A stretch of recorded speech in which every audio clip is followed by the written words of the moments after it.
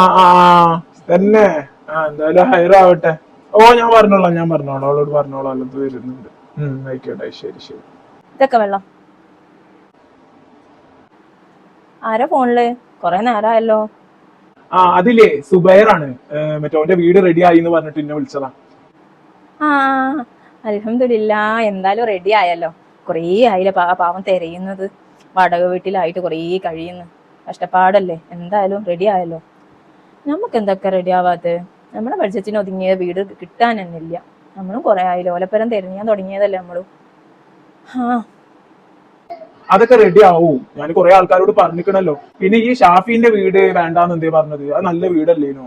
ക്കാ, ഞാൻ എന്ത് പറയാനാ, നമ്മളല്ലേ വീട്ടില് അധിക നേരം ഉണ്ടാവാ. ഈ സ്ത്രീകൾക്ക് എന്താ പറയാ, ഈ വീടുമായിട്ട് ഭയങ്കര ഒരു ബന്ധം ഉണ്ടാവാം. അപ്പൊ ഒരു തൃപ്തി ഇല്ലാതെ ആ വീട്ടിൽ നിന്നാല് ഒരു സുഖം ഉണ്ടാവില്ല. പിന്നെ ഞങ്ങൾക്ക് അറിഞ്ഞൂടെ ഫൗസിത്താത്തന്റെ ആ വീട്ടിലേക്ക് എന്ന് കാലെടുത്ത് വെച്ചോ അന്ന് അസുഖമാണ്.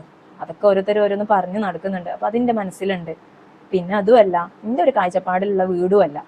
അതുകൊണ്ടാണ് ഞാനത് ഓക്കെ പറയാത്തത്. എന്റെ ഇഷ്ടം പോലെ. എന്നാലും നല്ലത് വരട്ടെ. ഇൻഷാ അല്ലാ. എല്ലാത്തിനും ഒരു സമയം ഉണ്ടല്ലോ.